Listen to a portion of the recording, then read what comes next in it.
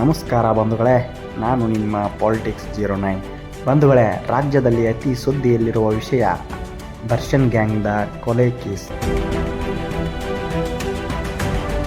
ದರ್ಶನ್ ಗ್ಯಾಂಗ್ನ ಕೊಲೆ ಕೇಸ್ನಲ್ಲಿ ಇಷ್ಟೆಲ್ಲ ತಿರುವುಗಳು ಪಡೆದುಕೊಂಡರು, ಆದರೂ ಒಂದು ಸುದ್ದಿ ಇನ್ನೂ ಗುಪ್ತವಾಗಿಯೇ ಉಳಿದಿದೆ ಬಂಧುಗಳೇ. ದರ್ಶನ್ ಜೈಲಿನಲ್ಲಿ ಆರಾಮಾಗಿ ಸೌಲಭ್ಯಗಳನ್ನು ಪಡೆದುಕೊಳ್ಳುತ್ತಿರುವ ಫೋಟೋವನ್ನು ಲೀಕ್ ಮಾಡಿದ್ದು ಯಾರು ಅಂತ ರಾಜ್ಯದಲ್ಲಿ ದೊಡ್ಡ ಚರ್ಚೆಯೇ ನಡೆಯುತ್ತಿದೆ. ಈಗಾಗಲೇ BJP ನಾಯಕರಾದಂತಹ ಪ್ರಹ್ಲಾದ್ ಜೋಶಿಯವರು ಕಾಂಗ್ರೆಸ್ನ ಮೇಲೆ ಒಂದು ಅಪವಾದವನ್ನು ಮಾಡೇ ಬಿಟ್ಟಿದ್ದಾರೆ ಬಂಧುಗಳೇ. ದರ್ಶನ್ ರವರ ಜೈಲಿನಲ್ಲಿ ಇದ್ದಂತಹ ಆ ಸಿಗರೇಟ್ ಮತ್ತು ಕಾಫಿ ಬಾಟಲನ್ನು ಹಿಡಿದಿರುವಂತಹ ಫೋಟೋವನ್ನು ಲೀಕ್ ಮಾಡಿದ್ದು ಕಾಂಗ್ರೆಸ್ ಸರ್ಕಾರವೇ ಎಂದು ಪ್ರಹ್ಲಾದ್ ಜೋಶಿಯವರು ಈಗಾಗಲೇ ಆರೋಪವನ್ನು ಮಾಡಿದ್ದಾರೆ ಬಂಧುಗಳೇ.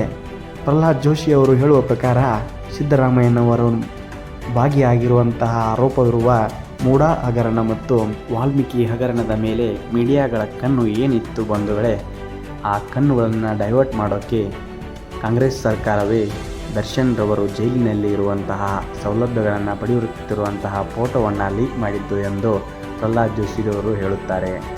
ಆದರೆ ಬಂಧುಗಳೇ, ಅದು ಎಷ್ಟು ನಿಜ ಎಷ್ಟು ಸುಳ್ಳು ಅಂತ ಗೊತ್ತಿಲ್ಲ. ಆದರೆ ಈಗಾಗಲೇ ಜನಕ್ಕೆ ಅದೊಂದು ದೊಡ್ಡ ಅನುಮಾನ ಮೂಡಿಯೇ ಬಿಟ್ಟಿದೆ.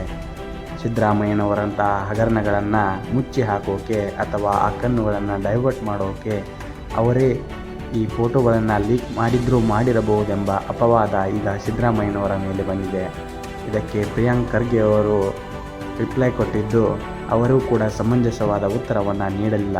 ಒಂದು ವೇಳೆ ಸರ್ಕಾರ ಈ ಕೆಲಸವನ್ನು ಮಾಡಿದರೆ ಬಂಧುಗಳೇ, ಆ ಫೋಟೋಗಳನ್ನು ಸರ್ಕಾರವೇ ಲೀಕ್ ಮಾಡಿದರೆ ಇದಕ್ಕೆ ನಿಮ್ಮ ಉತ್ತರ ಸರ್ಕಾರಕ್ಕೆ ಏನು ಎಂಬುದನ್ನು ಕಮೆಂಟ್ ಮಾಡಿ. ನಮಸ್ಕಾರ ಬಂಧುಗಳೇ, ನಾನು ನಿಮ್ಮ ಪಾಲಿಟಿಕ್ಸ್ 09.